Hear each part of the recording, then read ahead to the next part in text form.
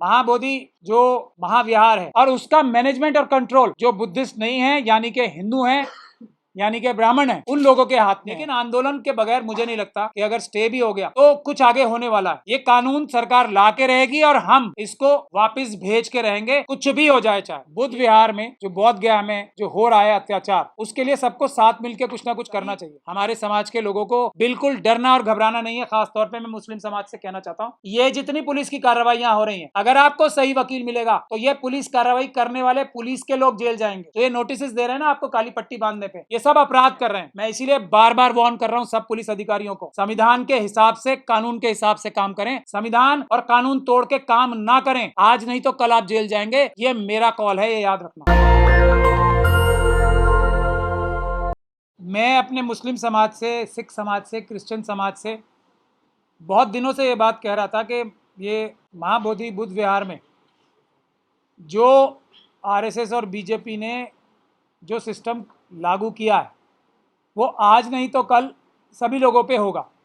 तो हमें बुद्ध विहार में जो बोध गया में जो हो रहा है अत्याचार, उसके लिए सबको साथ मिलकर कुछ ना कुछ करना चाहिए।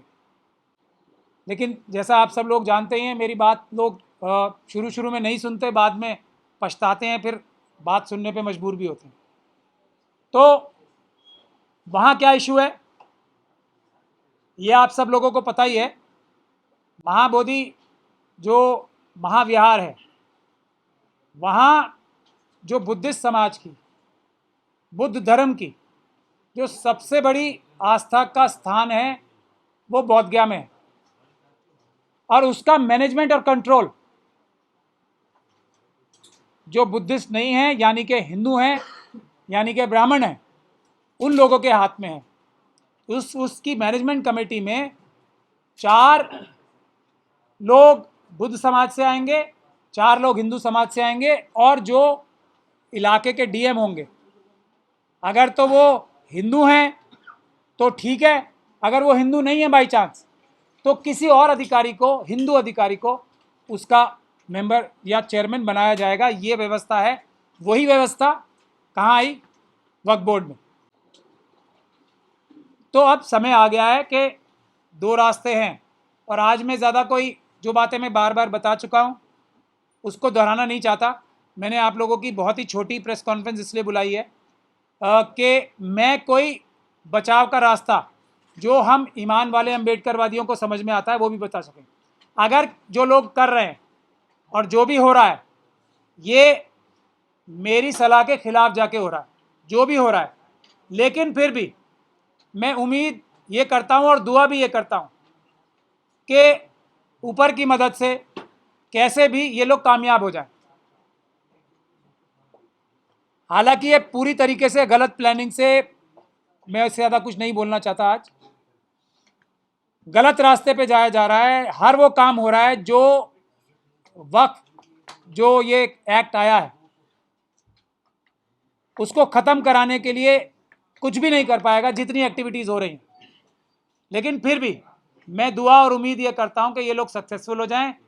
जितनी तेज़ी के साथ सुप्रीम कोर्ट ये लोग गए हैं, कोई मौजज़ा, मिरेकल, चमत्कार हो जाए और स्टे दे दे सुप्रीम कोर्ट इस एक्ट पे। हालांकि मुझे 0% उम्मीद है, लेकिन अगर हो जाए मौजज़ा कोई तो मुझसे ज़्यादा खुश भी कोई व्यक्ति नहीं होगा। मैं इससे ज़्यादा कुछ नहीं कहना चाहता। लेकिन टीम वही है सारी जिनका रिकॉर्ड 100% हारने का है। आज तक का एक भी केस जो मजलूमों की तरफ से है ये टीमें नहीं जीती हैं। उसके दूसरी तरफ जो अम्बेडकरवादी हैं, ईमान वाले अम्बेडकरवादी, जिनमें से मैं भी एक हूँ, उनका रिकॉर्ड बहुत ही अच्छा है। अगर 100% भी ना कहा जाए तो ऑलमोस्ट 100% कहा जा सकता है। लेकिन कोई वजह है जिस वजह से ये हम लोगों से बात ही नहीं करेंगे, और क्योंकि हम लोग गलत रास्ते पे नहीं जाएंगे।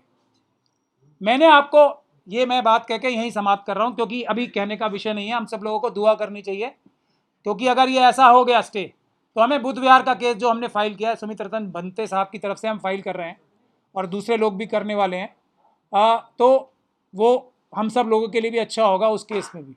लेकिन आंदोलन के बगैर मुझे नहीं लगता कि अगर स्टे भी हो गया तो कुछ आगे होने वाला है।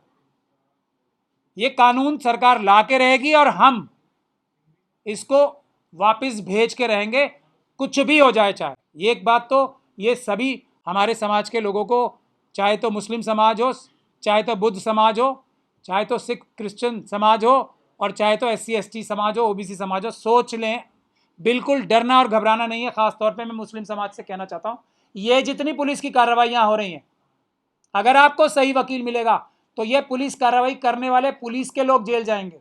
जो ये नोटिस दे रहे हैं ना आपको काली पट्टी बांधने पे, ये सब अपराध कर रहे हैं। आज नहीं तो कल आपको अच्छे वकील मिलेंगे। ये आप पूरी तरीके से आज नहीं तो कल, ये RSS के जो जाल बुना हुआ है ना हमारे अपने ही लोगों द्वारा, RSS के मेंबर्स द्वारा, वो टूटेगा, तब इंसाफ होगा। बाबा साहब का संविधान और कानून जीतेगा, तब आप तो हौसला रखें। पहली बात ये। और पुलिस अधिकारियों को भी, प्रशासनिक अधिकारियों को मैं बोल रहा हूं बार बार, कपिल मिश्रा साहब का एग्जाम्पल देख लें आप। 5 साल लगे, FIR हुई पुलिस के अधिकारियों के खिलाफ भी। दिल्ली दंगों के लिए एक नहीं, एक आधे दर्जन से ज्यादा FIR हो चुकी हैं। मैं इसीलिए बार बार वार्न कर रहा हूं सब पुलिस अधिकारियों को, संविधान के हिसाब से, कानून के हिसाब से काम करें। संविधान और कानून तोड़ के काम ना करें। आज नहीं तो कल आप जेल जाएंगे, ये मेरा कॉल है, ये याद रखना। तो अब मैं, जिसलिए मैंने आपको तकलीफ दी है, बहुत छोटा सा ही विषय है। जैसे हम लोग पेपर बैलेट वापस लाने का आंदोलन लड़ रहे हैं ना, उसमें भी यही हुआ था। 50 से ज़्यादा सुप्रीम कोर्ट में केसेस आ रहे थे। फिर जब हम लोग अंदर आए तो अब केस जीतने धीरे धीरे शुरू हो रहे हैं। अब मैं ये कह रहा हूं कि 2 तरह से होता है। नेशनल दस्तक की आपसे गुजारिश है कि अगर इसको बचाना चाहते हैं तो नेशनल दस्तक को सब्सक्राइब करने के लिए रेड कलर के सब्सक्राइब बटन को दबाएं, फिर बेल आइकन की घंटी दबाएं। नेशनल दस्तक को बचाने के लिए बहुत जरूरी है कि हर खबर को शेयर करें, लाइक करें, कमेंट जरूर करें।